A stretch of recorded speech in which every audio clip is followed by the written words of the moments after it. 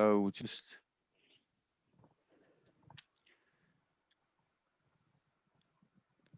okay, so we're just waiting for more people to join us. We'll So be starting.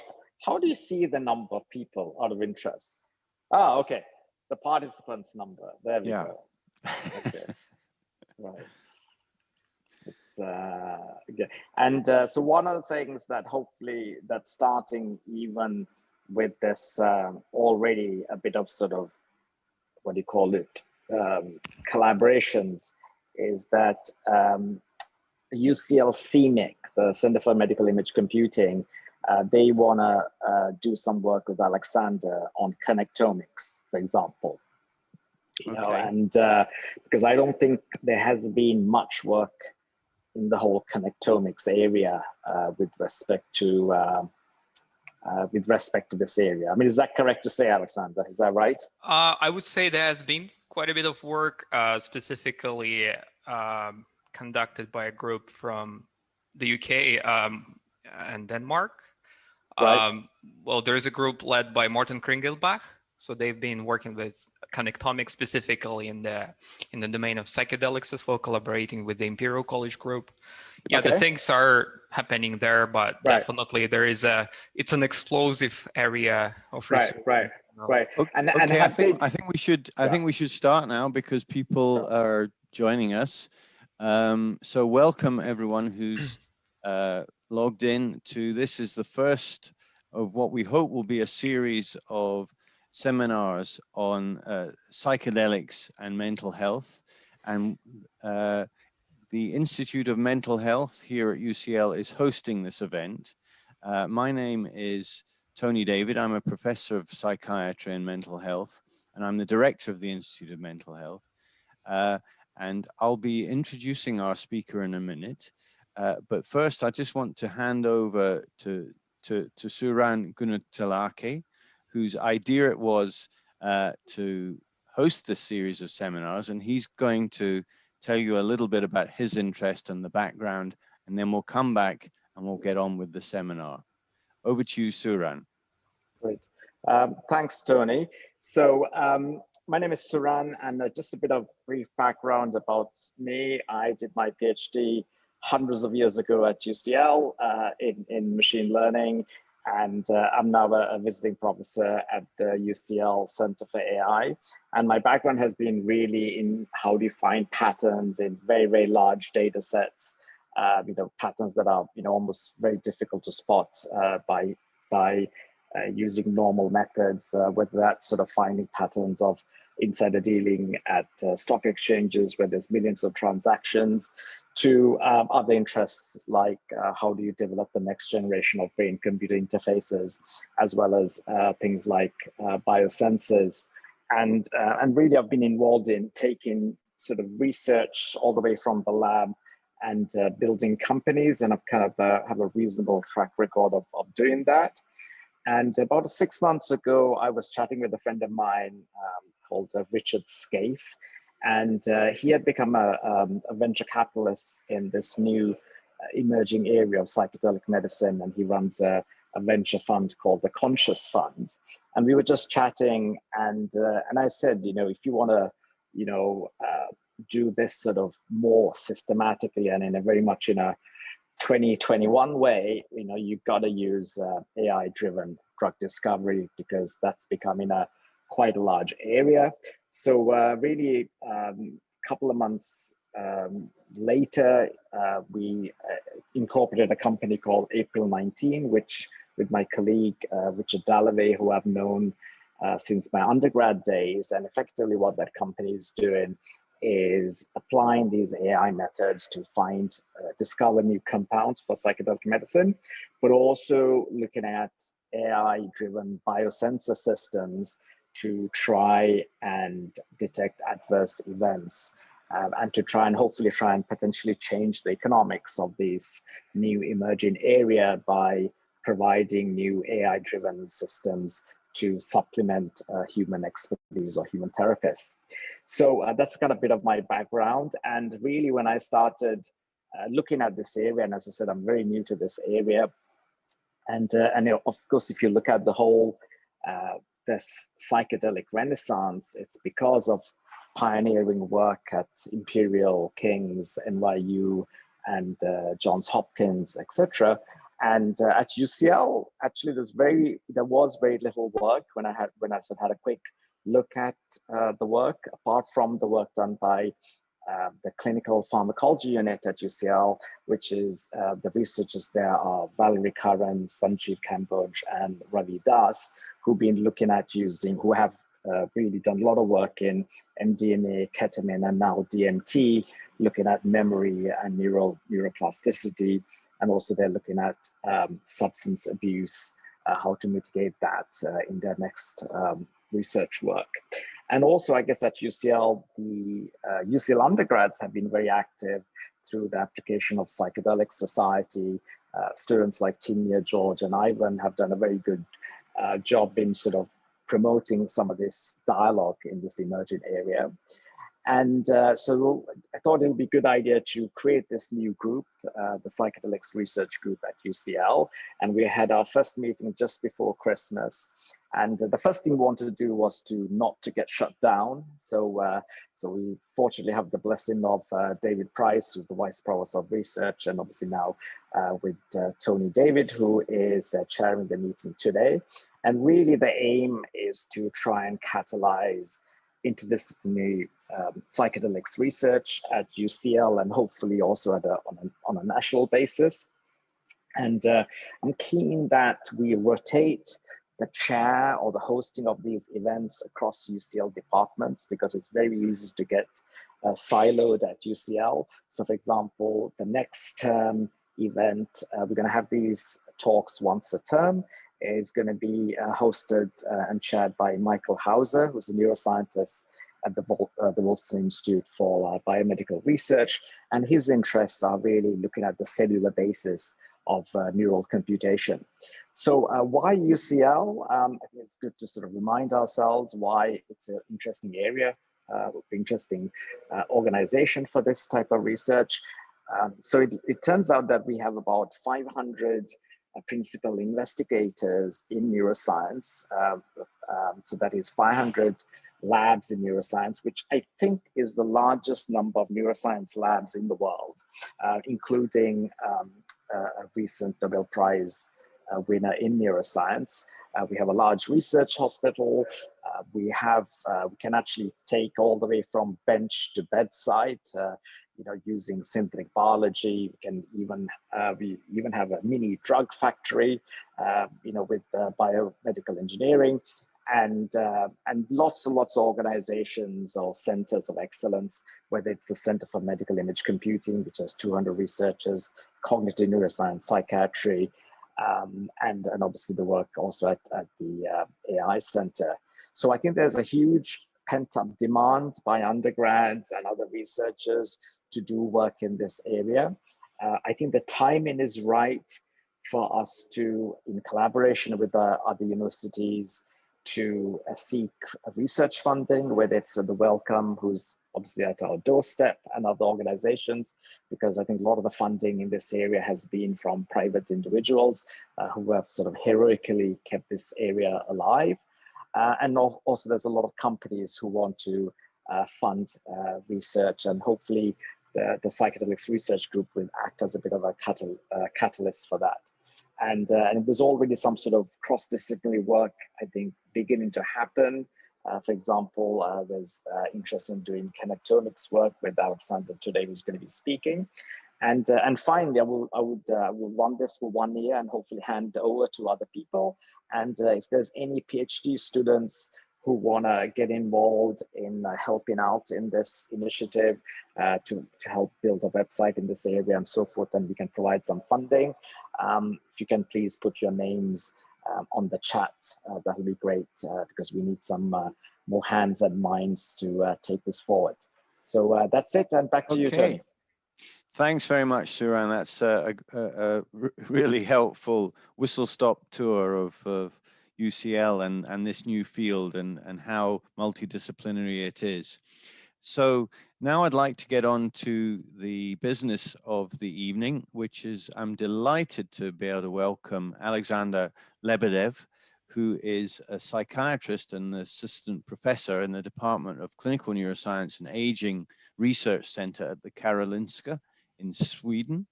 As you might have guessed from his name, he's originally from Russia, did his initial training there and then his PhD in Norway before going to Stockholm to the Karolinska. So he's one of the few people who've actually done some groundbreaking research in this area using neuroimaging and collaborating with pharmacologists. So I think, Alexander, you're going to talk for between 30 and 40 minutes. We'll be able to hopefully take a few questions. So please put them in the chat, and we'll put those to Alexander at the end of his talk. But without further ado, I'll pass over to you. Thank you, Anthony. Thanks. First question, can I see the chat, or is it only Q&A that I can access so I could just interactively maybe take some of the comments and questions as I go along with the presentation? So everything that people post, I can see in Q&A, right? Yeah, and I'll sort of try and select one or two questions for you that perhaps reflect some of the themes, but you'll be able to go offline and answer some of the other questions. Sure. All right, let's start. Thanks again for the introduction. Yes, my name is Alexander. I am a psychiatrist and data scientist from Sweden. And the reason why I was asking about chat and a possibility to do that interactively, because I was actually initially expecting way smaller communication and hence the name, a dialogue about change. But I understand it's very difficult to keep the dialogue going when there are over 100 people signed up. But we'll try. So please feel free to post your questions, raise hands. I'll be happy to answer as many questions as I can. I tend to say that psychedelics is not my primary research field. I mostly study how people form beliefs and how these processes can be affected by various psychiatric conditions or global societal events, like, for example, informational campaigns around pandemics, financial crisis. But I have to admit that every year it's getting more and more difficult to say that psychedelics is not one of my primary research fields. And right now I'm actually involved in coordinating Sweden's first clinical trial of psilocybin for depression. Mostly being involved in coordinating the brain imaging part of it. I'm also a brain imaging researcher. But when preparing for this presentation, I received a really good question from Suran. The question that I haven't really gotten before: what's the common thread that sort of links everything I've done in psychedelic research? And that was a really good question, because there is such a thread, and the answer came immediately. So what fascinated me about these substances from the very beginning was their remarkable capacity to occasion big changes in the way we think and behave. And today we're going to be talking a lot about change, what it entails, and how and why it may happen. So I'm going to start with this quote, and I know that it is almost a cliche to start from a quote by Albert Einstein. He said a lot of wonderful things, but I do think that this particular saying is of particular relevance about the topic that I'm going to be covering today. The world as we have created it is a process of our thinking. It cannot be changed without changing our thinking. And as I said, so we're going to be talking a lot about change today. And I invite all of you to contemplate on this idea and think what change actually entails to you. Especially when it comes to big changes. When it comes to risks, what kind of risks can we accept if we are to witness a big change? When a change can be desirable, beneficial, and when it can be harmful, or perhaps where we should be particularly wary about change. And from the very beginning, we decided that it's going to be a rather personal journey into psychedelic research, rather than a full-on scientific presentation. And since it's a personal journey, I want to give you a rather personal disclosure As Anthony said, I'm originally from Russia. That's where I was born and grew up, witnessing collapse of a big country, financial crisis, turmoil, poverty, and ultimately developed some sort of an aversion to the concept of change. And it took me years to reconcile with that. So you can perhaps take this talk, this presentation, as a report of this reconciliation. So please bear with me. Those of you who have read the announcement of my talk are aware of this paper recently published in Nature talking about psychedelics, and indeed that nowadays we see an explosion of research with psychedelics, and we see that for a while it was mostly dominated by studies with MDMA, which is probably going to be the first drug of this class to reach the clinical practice. But now you see that psilocybin is also catching up, and we even see more studies popping up involving LSD, arguably one of the most stigmatized drugs of nowadays. So indeed, we are starting to catch up this big hiatus in biomedical research into psychedelics, and we already broke the all-time highs. And let's see how we proceed further, whether we'll follow the same pattern as Bitcoin. When it comes to the social sentiment or social media sentiment around psychedelics, the term change can be noticed everywhere in biomedical literature, in scientific papers, in popular reports, articles, in popular books. And by the way, those of you who haven't read this brilliant book by Michael Pollan, I highly recommend it. It's a nice, it's a well-written book covering important milestones in psychedelic research, from a historical perspective, but also giving some insights into what's going on right now in the psychedelic research. But it's not only the media sentiment and sort of general social mood surrounding psychedelics pertaining to the concept of change. Neurobiological studies clearly show that these substances are capable, just a single dose of these substances are capable of inducing dramatic changes in the expression of a number of plasticity markers. And a paper published a few years ago by Lee coined the term psychoplastogen, referring to this remarkable capacity of these substances to induce plastic brain changes, promoting the so-called brain plasticity, or brain's capacity for sustained and long-lasting changes in structure and function. Same goes for the animal behavioral studies. This is an old paper by Harvey published in 2003 showing that psychedelics are capable of promoting or enhancing learning in animals in doses that are equivalent to the hallucinogenic doses in humans. But this large amount of neurobiological work conducted also in the Prohibition time and also in a decade ago, that was not something that attracted my attention as a researcher. It was this study, this seminal paper by Catherine McLean. It's a follow-up study of a series of work by Roland Griffith's work. Before that paper, they showed that a single high-dose psilocybin session can be associated with dramatic changes in people's value and some core concepts that form personality. But this paper was the first to demonstrate that just a single session with psilocybin can produce remarkable changes in the personality structure. And the reason why it attracted my attention, because before I did research in brain imaging and machine learning, I studied personality structure, and I knew very well that once we reach our 30s, most of our personality traits remain relatively stable, and there are actually very few events that can make a difference on that. So I thought it was interesting, and I think I read this paper. I can count how many times, and it was remarkable that the personality traits, and actually openness, is one of the most stable among the big 5 personality traits. And what was also remarkable, that those subjects who experienced the so-called mystical type experiences exhibited particularly large changes in this personality aspect. Those experiences entailed the sense of awe the experience of oneness with the universe, profound love.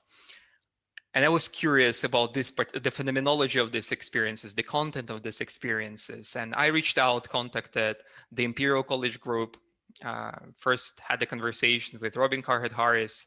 I had a very clear hypothesis that I wanted to test. I wanted to tease out and explore the structure of psychedelic experience, because back then I was also interested in some of the parallels between the endogenously occurring unusual states of consciousness, for example, in early psychosis, and some of the parallels which are debatable, but in my opinion, to some extent, are definitely valuable.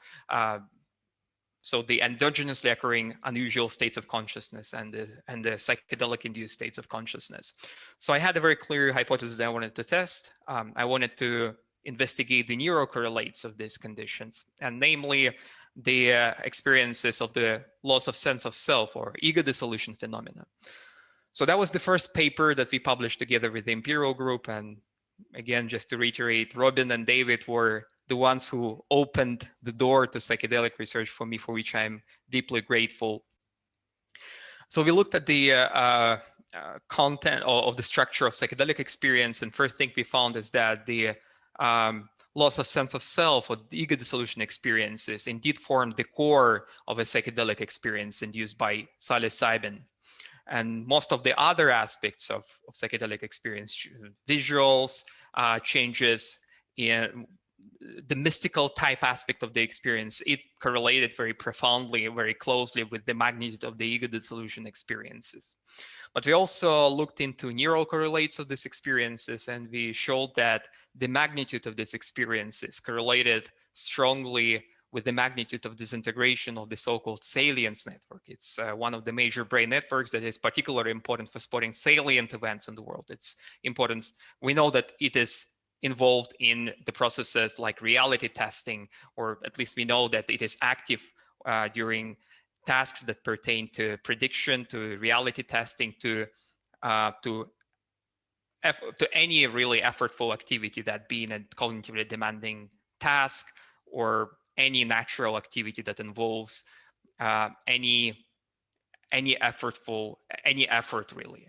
So that was the first paper that we decided to publish. It was published in the Human Brain Mapping, and then we continued to collaborate, and the second paper was focused on LSD. So we were curious how LSD impacts neocortical dynamics. And first thing we found is that LSD is indeed capable of producing remarkable effects on the neocortical brain dynamics. So under the influence of LSD, the signal from the neocortex became less predictable or more chaotic, if you will. And what was also interesting is that the sort of the focus of this effect was nicely overlapping with the distribution of the serotonin 2A receptors. We know that these receptors are of particular importance for classical psychedelics, and the affinity or stickiness towards this particular receptor type is closely tied to their potency, or how active these drugs are when it comes to inducing the unusual states of consciousness. So this is the illustration for one of the major brain networks. So you see that compared to placebo on the LSD, the brain dynamics becomes more chaotic or less predictable, less periodic, if you will. This was a very large effect, which was significant even at the whole neocortical level, and we decided to explore it further. And it was not the only finding that we discovered, that these are the big effects of LSD on neocortical dynamics. But what was also interesting is that we were able to link the magnitude of acute changes in brain dynamics, in the neocortical dynamics, to the lasting personality changes observed 2 weeks after the session. So the more disintegrated, the less predictable the brain dynamics were during the LSD session, the larger increases in openness were observed 2 weeks after the session. Again, this was a very strong effect, which was significant even at the whole neocortical level. Just to sort of give you an intuition of the magnitude of these effects, because in biomedical research and brain imaging research, there are very few examples when an intervention can produce the effects of such a magnitude. And again, I already mentioned that I found it remarkable that among all the personality traits, openness is one of the most stable personality facets, and yet that was the exact trait that was affected the most by psychedelic experiences, or depending on where you stand, the changes in brain dynamics that were linked to the changes in the behavior and the personality structure. But we also know that this is, as a psychiatrist, I also knew that this is one of the personality facets that is reliably lower in a population of treatment-resistant depression, arguably one of the most difficult population of patients to treat. It is a very reliable finding, replicated in several studies. And then this paper came out. So it was not surprising to see these surprising results, if I can put it this way.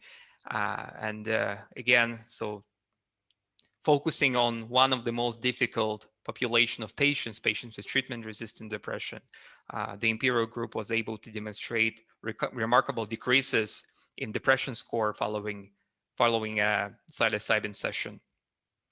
I remember once this paper came out, my colleagues started to tweet immediately, show me SSRI or any other intervention in psychiatry with effect sizes that big. Okay, so we are getting to our, to the next step of my presentation. So with our more heated debate perhaps, but I can tell you this is the question that every psychedelic researcher that I know of keeps asking him or herself. Apart from my medical background, I have a second background in computer science, and that was the focus of my PhD essentially. And there is a known no free lunch theorem in machine learning or for solving any optimization problem. So in a nutshell, it implies that there is no ideal solution that suits everything. There is no ideal machine learning algorithm that can solve all the problems. There are problems and algorithms that are more suitable to each other. Even though some deep learning people may disagree with me, but we can have a discussion about that. But so what's the catch? So that's the question that I am still asking myself, and I'm not gonna lie and say that I haven't a clear answer to that, but I think psychedelic research is slowly getting, closer to answering that question. And really the root of the rationale behind the study that I'm gonna talk to you about, I think it arose from one of the interviews given by David Nutt. And yeah, I know David personally, and I admire what he's been doing in drug research. He visited Sweden several times, gave several talks, and during one of his interviews, I think it was London Rio. So I was gonna say don't quote me on that, but this video is recorded. I'm pretty sure it was London Rio. And during one of his interviews, he said something that some of my colleagues considered controversial. Isn't it outrageous when something that was shown to be promising as a treatment, as a way of exploring the brain, gets banned simply because it's changing the way people vote? So we thought it's a perfect hypothesis to test. Fortunately, we had several, and we still have several bright students in our team. So you see their photos here. It's Atilia Hornfent and Andres Carbera. Back then they were doing their bachelor project. Now they are about to start their master's project with us. And our entire team met and we thought, yeah, why don't we test this hypothesis? And back then we were also launching a survey study investigating different aspects of how people form beliefs. And we decided to incorporate a series of these questions in our survey.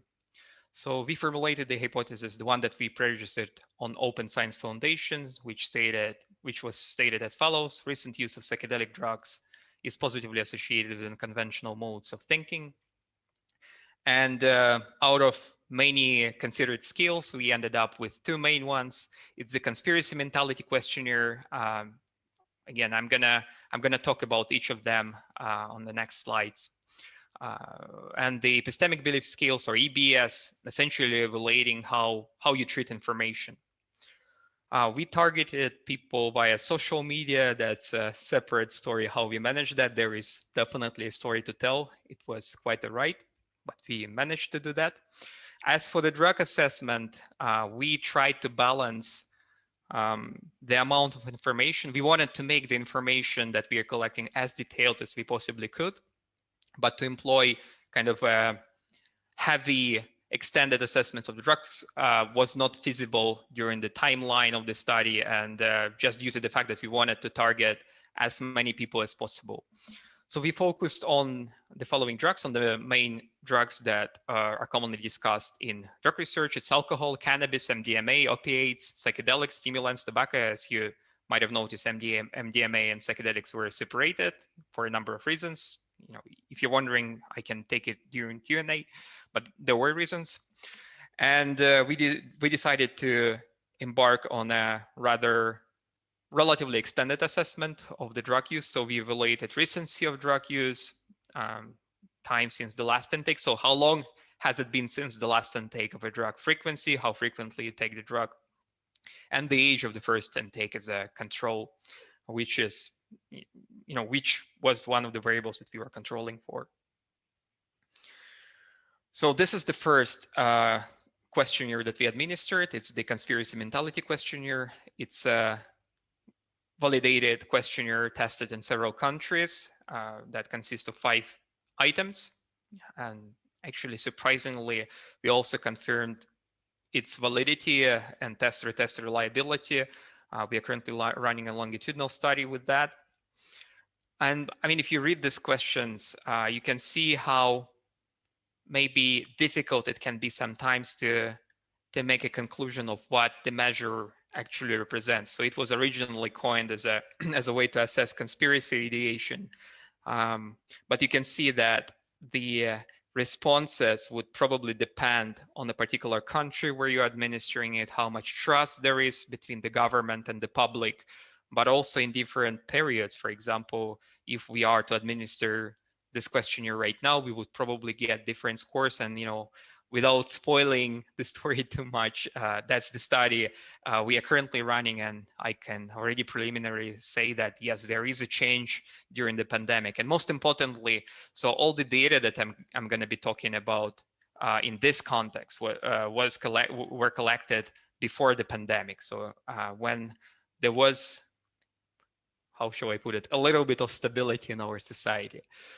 So this, we had 5 items in the CMQ. I think that many very important things happen in the world which the public is never informed about. I think that politicians usually do not tell us the true motives of their decisions. I think that government agencies closely monitor all citizens. I think that events which superficially seem lack of a connection are often the result of secret activities.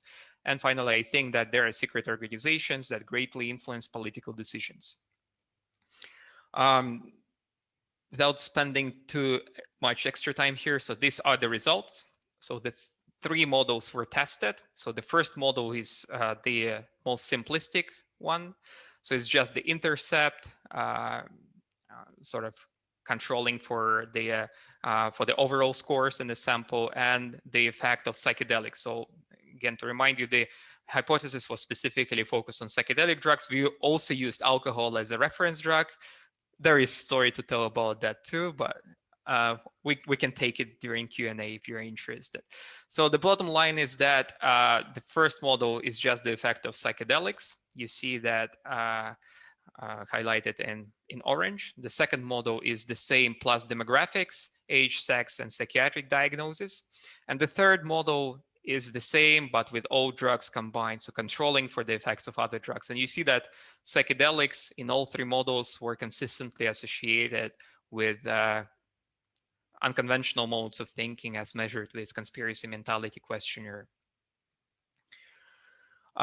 So this is how it looks on the radar plot. So now we are not looking at the continuous variable. So it's important to mention that here it's not a binary variable. It's the recency of drug use, how long it has been since the last intake. So by implementing that, we were attempting to at least tease out the kind of the, if you will, a dose-dependent effect. Of course, it's still important to keep in mind that it's a retrospective study, so it's not an experimental design, it's not a clinical trial. So all the conclusions should be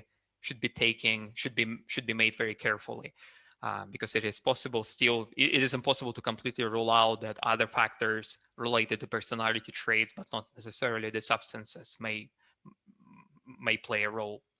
But this radar plot just represents the difference if we split the sample into psychedelic users versus non-users. And actually, if anything, you see that arguably sort of the most pathological, if I can put it this way, among all the items of CMQ, the hidden connections, does not show any differences between psychedelic users and non-users. So the users scored higher on the two items. It's secret organizations and misinformation. So again, the first and the last item. I think that many very important things happen in the world which the public is never informed about. And I think that there are secret organizations that greatly influence political decisions. So the second questionnaire, the EBS, or epistemic belief scale, again, it pertains to how we evaluate and treat information in general. So it consists, it's a bigger scale. It consists of 3 sub-items. Won't read all of them, but it's faith and intuition for facts, need for evidence, and truth is political. And just to cut the long story short, that was, the truth is political was the only facet that was reliably associated with the recency or temporal proximity of psychedelic use in a similar way as it was shown for the conspiracy mentality questionnaire. Again, the same radar plot for splitting users versus non-users. So there was also a margin, well, actually significant difference for another item, the need for evidence, sort of kind of providing some insights that maybe if you just split the groups into users and non-users, people who use psychedelics, they tended to need less evidences to make conclusions.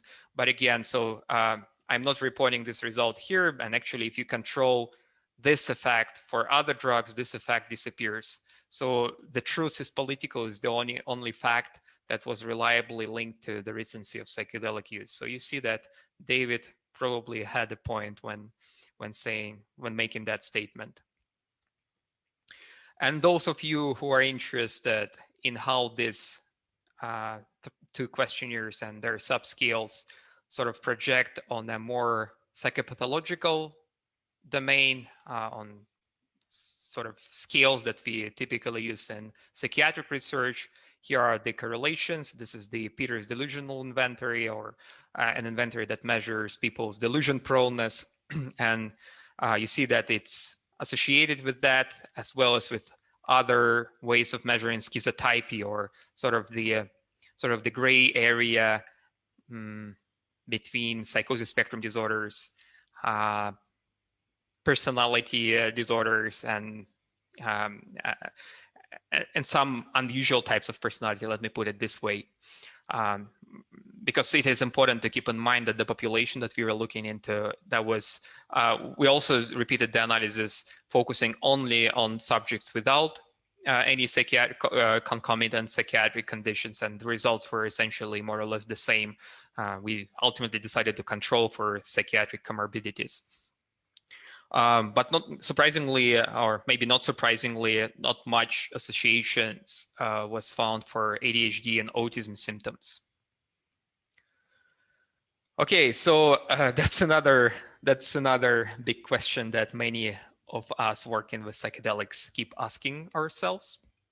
And I don't know how many of those of you who are attending have any connections with mental health, psychiatry, psychology, working with patients. Please raise your hand, or maybe post something in the chat so I could get a more or less clear overview. I know Anthony, of course. Oh yeah, I see people start posting. I cannot see the chat, unfortunately.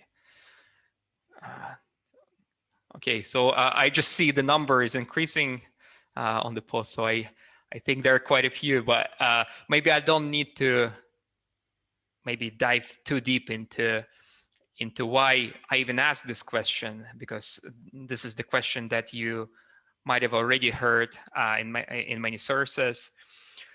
But those of you who have been involved in pharmacological treatment of psychiatric conditions might have heard how the first SSRIs, Prozac in particular, were called by yellow press, but in general by popular reporters.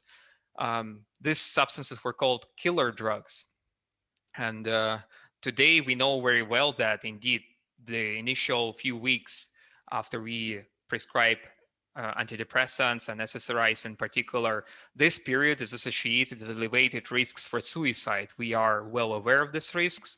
We know and continue to learn how to mitigate these risks. It's another question to what extent we can predict them, but we are aware of this risk. We accept them. These risks are real, they're manageable, and we are learning how to mitigate them.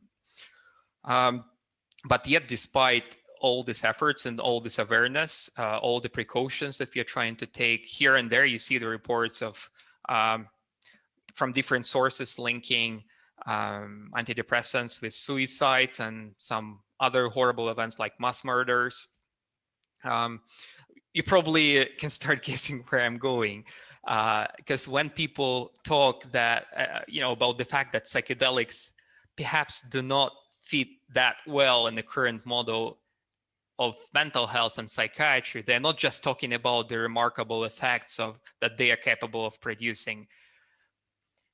Because the way we psychiatrists approach mental health, at least from a pharmacological perspective, we tend to be focusing on managing the symptoms that the patients comes to us. And I don't like to use the term sort of suppressing the symptoms. I think managing is a better word, but our approach is essentially giving people the resources so they could better manage their mental health. But when it comes to approach that psychedelic assisted therapy entails, it's rather different. It's in a way similar to the approaches, of course, that we employ in psychotherapy and counseling. And those of you, or maybe some of you who have firsthand experience with counseling psychotherapy know very well that emotional abreactions, experiencing emotions that people were prohibiting to experience themselves, those emotions that were suppressed, experiencing these emotions during a psychotherapy session is rather desirable. So that's in a way what we are striving for as psychotherapists.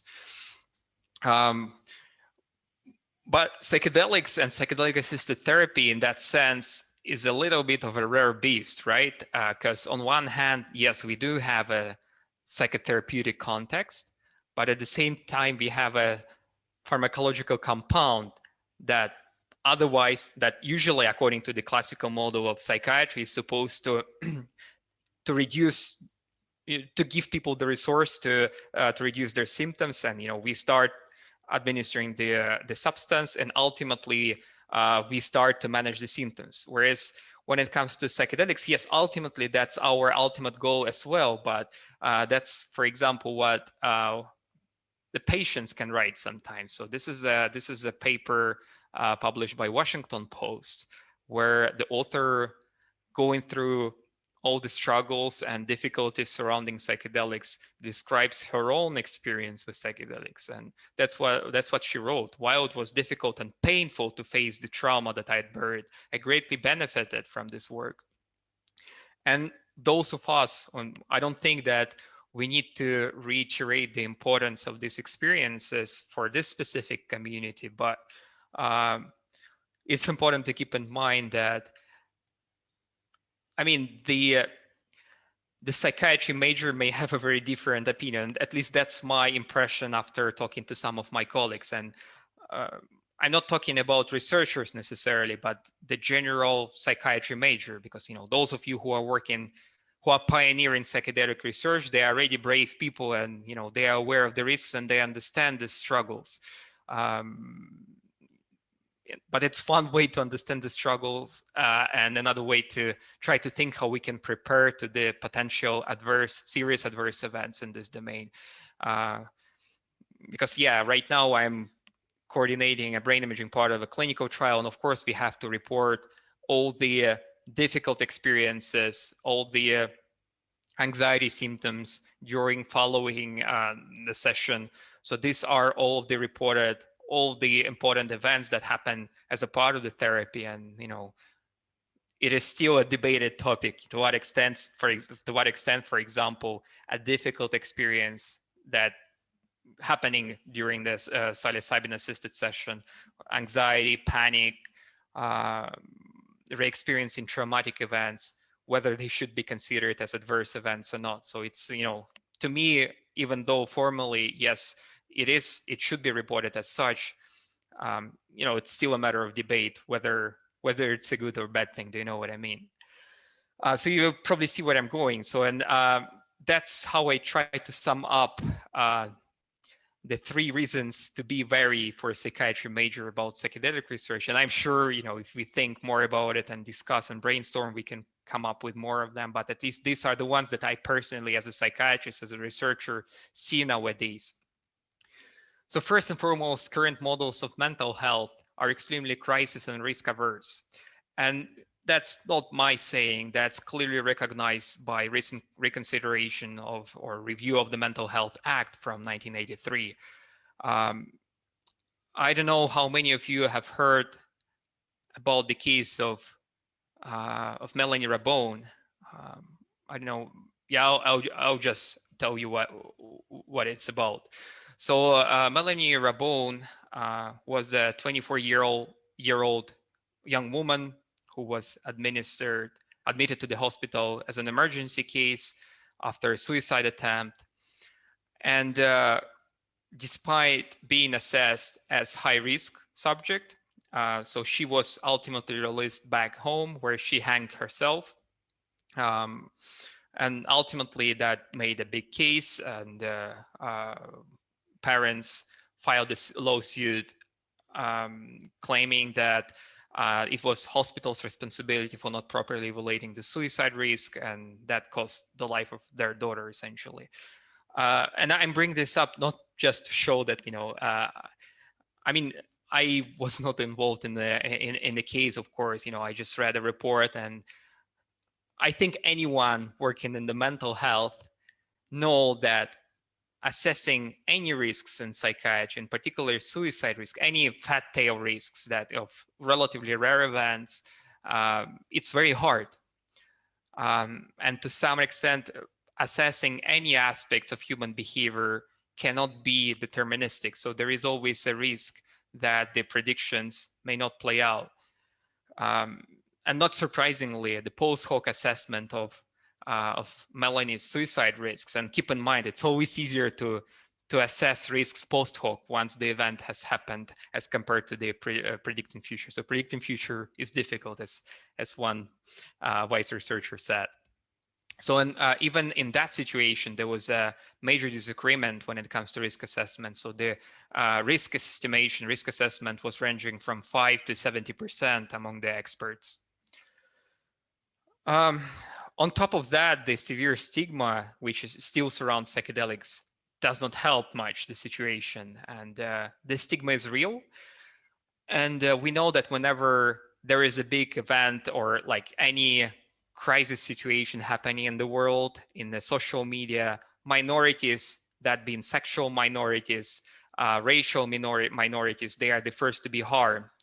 And I think it's fair to say that psychedelics are our pharmacological minorities, and we need to take good care of them in advance. And again, I'm raising all these concerns. Of course, you understand, not to put psychedelics down, not to say that we should stop psychedelic research. I mean, this is the exact reason, because I want these substances to be in psychiatry, and I do think that they can lead to remarkable transformation of the way we consider mental health, and ultimately may even transform the psychiatry major, which has been in a long-term stagnation for quite a while, since early 90s, since the discovery of SSRIs, essentially. But for this exact reason, that I think the substances hold tremendous potential for changing people's behavior, people's personality structure, psychiatric influence in psychiatric conditions, and ultimately hold a great potential for transforming our field. That's the exact reason why I think we should very carefully consider all the risks and all the concerns that we are currently having. And finally, I already mentioned work by David Nutt, and of course you all know that the problem of not having an established dialogue, transparent dialogue on risks between policymakers and drug use researchers poses a huge threat to research. Needless to say that it hampers the large-scale studies. So most of the studies, except few, mostly within the MDMA domain, have been small-scale. And I mean, usually launching a study with psychedelics is a big uphill. I mean, psychedelic researchers are getting more and more creative nowadays to find new ways of investigating psychedelic use in populations. So, for example, there was a recent paper by the Imperial Group on microdosing, and I think that was a brilliant way of designing a study in the current regulation policy that we are currently experiencing. So these are the concerns that I personally see as particularly important, and at least to be very, of course, it's one thing to raise the concerns and a completely different thing to propose a solution. And consider this as my minor contribution of raising voice about this, because if we don't prepare for this mentally, if we don't prepare for this once the big adverse event happens, not caring about these aspects may produce a lot of harm to what we are up to. All right, so I'm nearly done, and now I am about to embark on probably the most controversial and dangerous part of my presentation. I invite you to ask yourself, to what extent do we think what's going on in the world around us in social media from the socio-economical perspective influences the outcomes of what we do, including clinical trials, people's mental health well-being? Just ask yourself first, if you are to launch a study during, in the middle of financial crisis, what would it entail when it comes to mental health of the patients that we're going to be working with? Without boring you too much with philosophizing on that, I can tell you that there is a known association, for example, between the socio-economical status, like as indexed by global economical indicators, like, for example, in this case, NASDAQ index. The same pattern can be seen for S&P 500 and any other global financial indicators. So it's closely related to the unemployment rates. It's the data for the United States, by the way.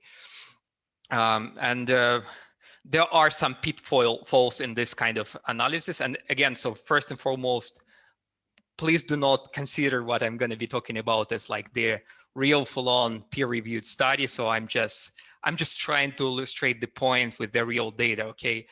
And here I'm not reinventing the wheel. So these facts are known. There is a previous research showing this association. So we know that there is a link between, say, unemployment rates and socioeconomical status of a country or of the world.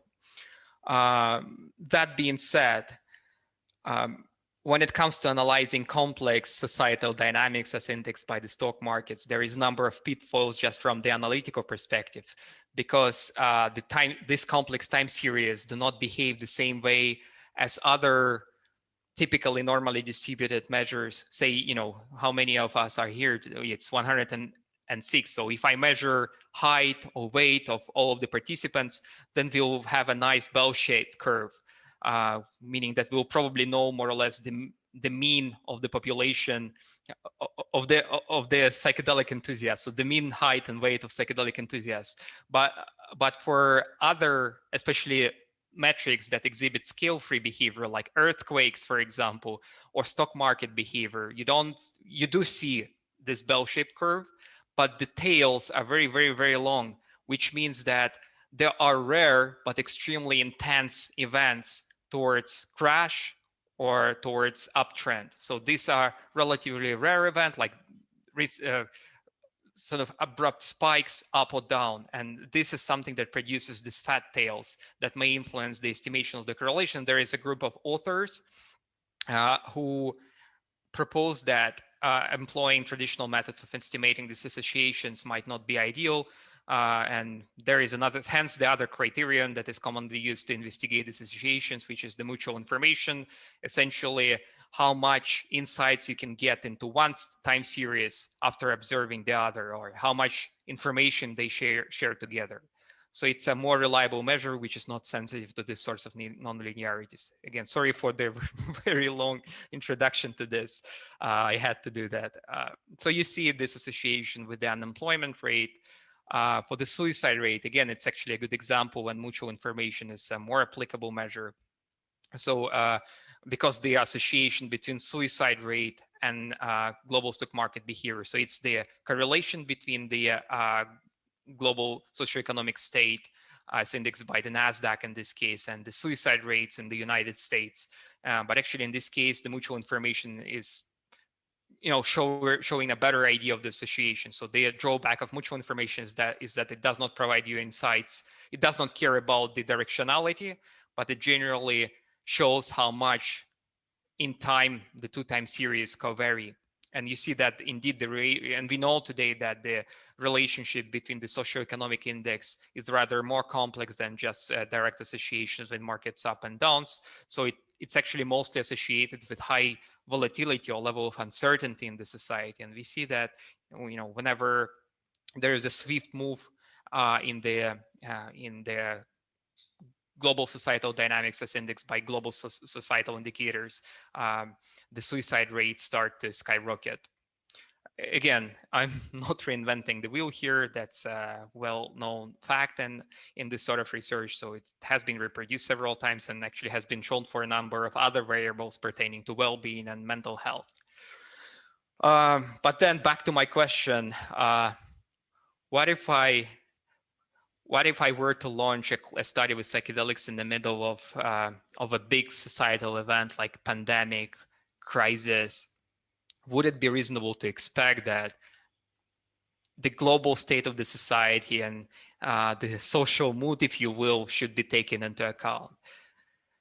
Again, not a peer review paper, just showing you, what the data speaks essentially. Fortunately, there is a lot of data to play with. I'm going to be using the data from Cipriani, published in Lancet in 2018. It's a seminal paper on efficacy of antidepressants for treating major depression. And again, so this is an open data. Anyone can access that and just reproduce what I'm going to be showing you. And if you just focus on a very simple outcome of a clinical trial, which is a number of dropouts, like proportion of all dropouts and proportion of all dropouts due to adverse events. So for example, when a person is experiencing severe anxiety episode, self-harm or anything, and decides to withdraw from the study. So this is a dropout due to AE or adverse event. And you see that there is an association, both measured as a simple Pearson correlation, but also with mutual information. So there is an association between the proportion of dropouts and the state of the economy. So again, some of you may argue, okay, so there is a general uptrend in the socioeconomical status of our society. So maybe, it's not surprising that with time, the quality of the studies get better. And hence you see that as the NASDAQ index goes high, the quality of the studies are improving, hence the proportion of dropouts decreases. But unfortunately, probably unfortunately, that's not the case. So if you just limit it with the period when the market was in highest and lowest periods, you kind of see that this association is still there. So again, just to illustrate the point, what I want to make, it's important to think in what situation we are conducting this research, and when it comes to big changes in anything in the world, in the society, big changes may entail big risks, and some of these risks cannot be fully predicted. So that's the only thing that I sort of wanted to illustrate in this context. Right. to sum up, so there are several take-home messages that I guess I'm trying to convey. It's first and foremost that classical psychedelics are capable of promoting profound changes in biological systems, behavioral patterns, and modes of thinking. Psychedelic-assisted therapy offers an approach which is fundamentally different compared to most of the traditional models in psychiatry. And finally, we really need to be prepared for potential serious adverse events on clinical trials, particularly in light of negative stigma surrounding these powerful substances. That was more or less all I wanted to say today. Just want to highlight that what I was talking about is not the result of only my work. This is the result of a teamwork of brilliant scientists who I am privileged to work with, and I just humbly accepted an opportunity to present the work of our team. Thank you very much for your attention, and I welcome any questions you may have. Okay, thank you very much, Alexander.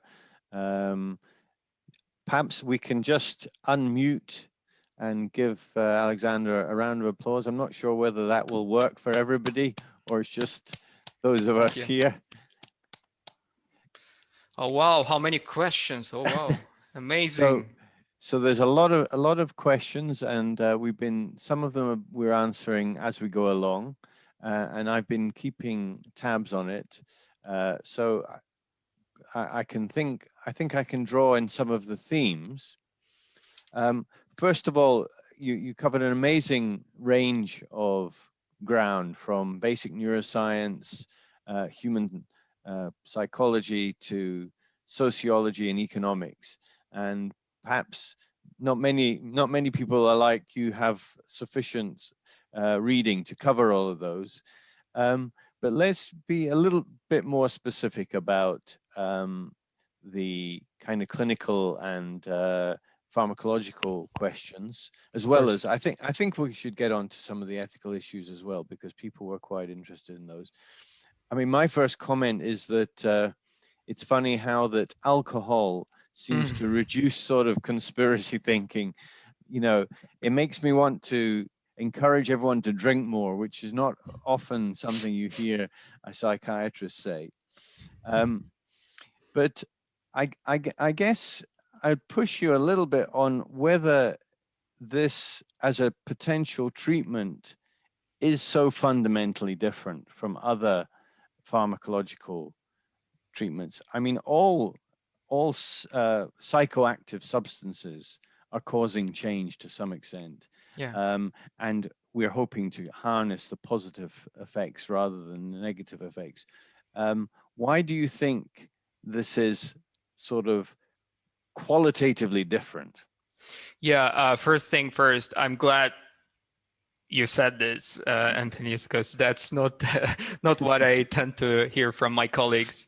And I mean it, because I do agree with you partly that, I mean, practically we are employing similar models in psychotherapy, that we are sometimes welcoming some of the dramatic situations, have reactions, in a way, crisis.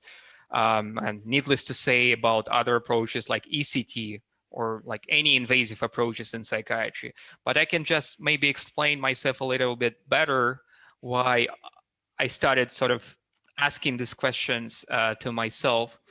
After, which year was that? I think maybe 3 years ago, there was a paper from the Imperial College group published on the changes in political views in patients with major depression after a psilocybin experience. And once this paper came out, you know, now whenever any journalist contacts me, I know that they are not going to talk about psychosis, how people form beliefs. They're probably going to ask me about psychedelics. So I roll with that.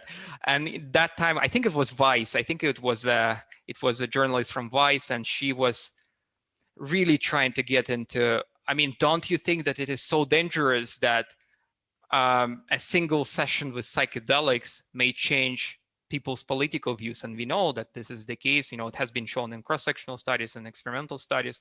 And I mean, I thought, well, is it really such a big thing? I mean, come on, my patients suffering from treatment-resistant depression probably have more pressing concerns to worry about other than changing their political views. But then just observing this reaction over and over again, how concerned people are about changing personality structure and like value systems in people. I mean, now we don't see that many stories around SSRIs or psychotherapy changing personality, which is definitely the case. We know that personality changes, some aspects of personality changes as an outcome of a long-term therapy, for example, but no one is talking about it because usually you don't see such a profound change in a relatively short period. And that's I think, what makes psychedelics a little bit special in this situation. And I'm entirely with you that conceptually, from a rational standpoint, I mean, there are risks in anything we do, really, and psychedelics are not exception here, and we should be wary of it. But unfortunately, my impression is that it's not how it is perceived by the public. Okay. I mean, and as an aside, I mean, speaking for the British situation, there was a massive change in the way people voted last year. It was an election, and there was a landslide. So it doesn't really take much to change people's voting habits. Sometimes just some bad speeches are enough. True.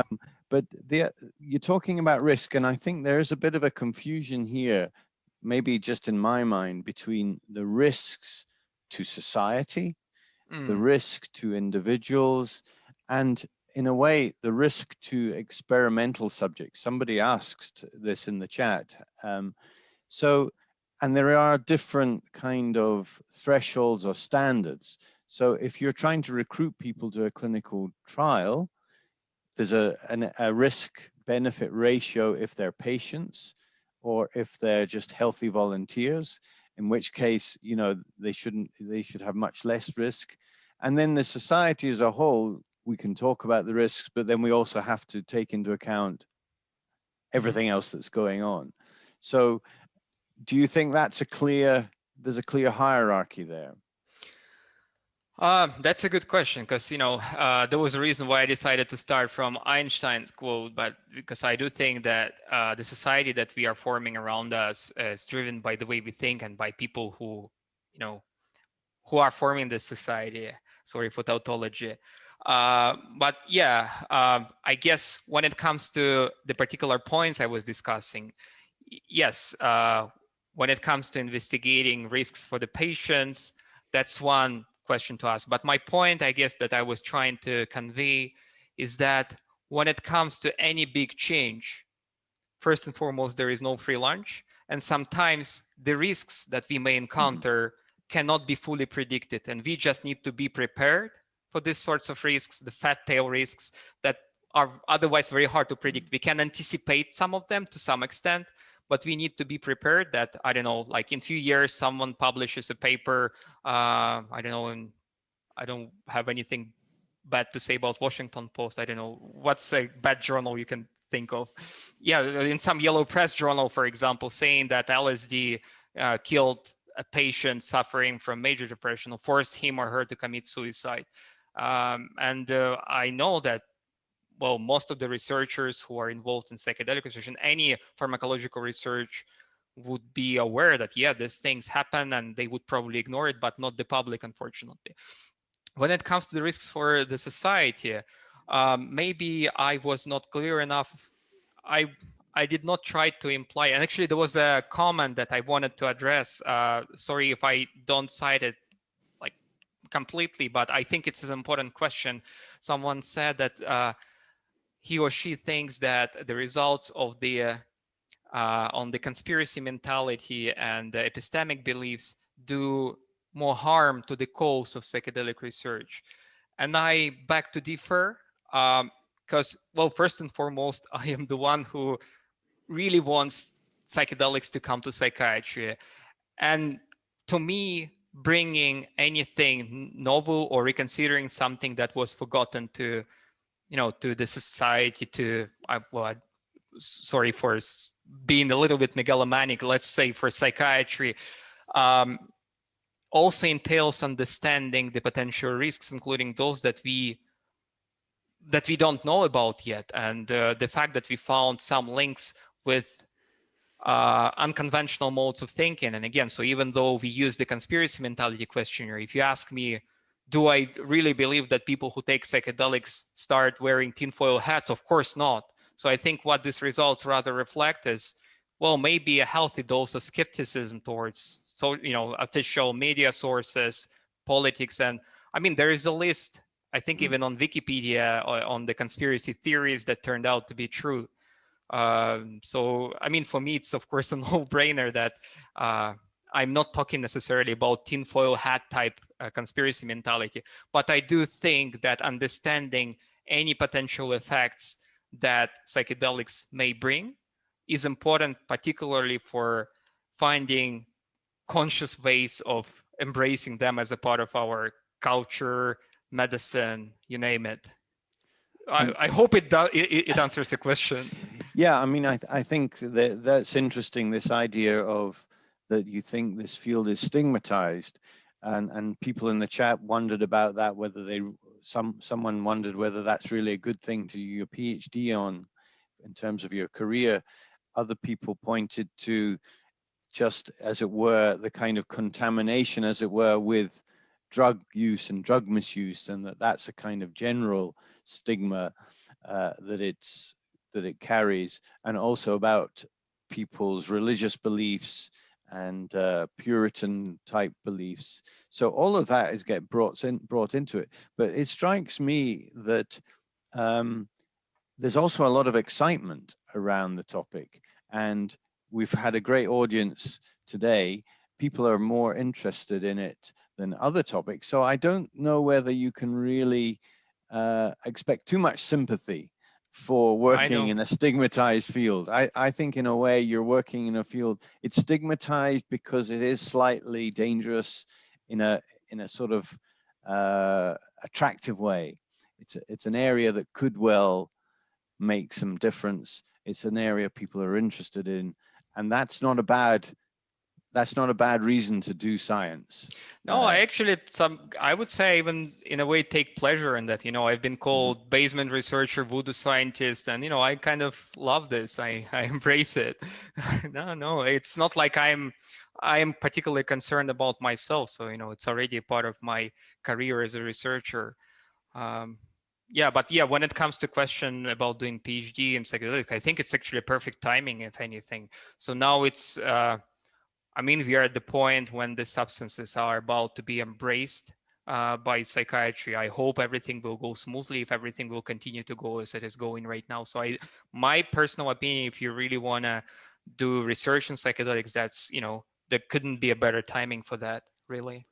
Well, I think on that note, I think we should start to wind up, given that we are in the evening here.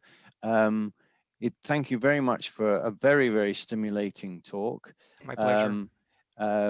Just to say again that we welcome people to link up with the Institute of Mental Health through our website, which is www.ucl.ac.uk/mental-health, and you can follow us on Twitter at UCL Mental Health, one word.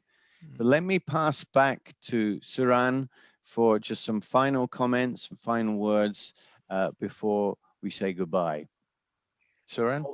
Yes, just very briefly, thank you, Alexander, for the great talk, and thank you, Tony, for chairing the meeting. And look forward to connecting with everybody next term, where Michael Hauser will be chairing the next meeting. And feel free to connect, as I said, with Tony or myself if you want to contribute to this area, and in particular to try and help in the organization of this initiative. Thank you very much. Okay, thanks again, and thanks to Maria Thomas for organizing the Zoom, and we hope that we'll meet you again at the next seminar. Thank you very much. Can I make a very quick comment? Last word to you, Alexander. Yeah, sorry that I couldn't take all the questions, so please feel free to email me. And yeah, I know that I'm signing up for something, for being overwhelmed with emails, perhaps it happened, but please do mail me your questions if you have them. I'll try my best to answer as many as possible. Great. Please. Well, thank you very much for that offer and for your talk today, and have a good evening. You Good too. night. Thank you. Bye. See you. Bye. Bye.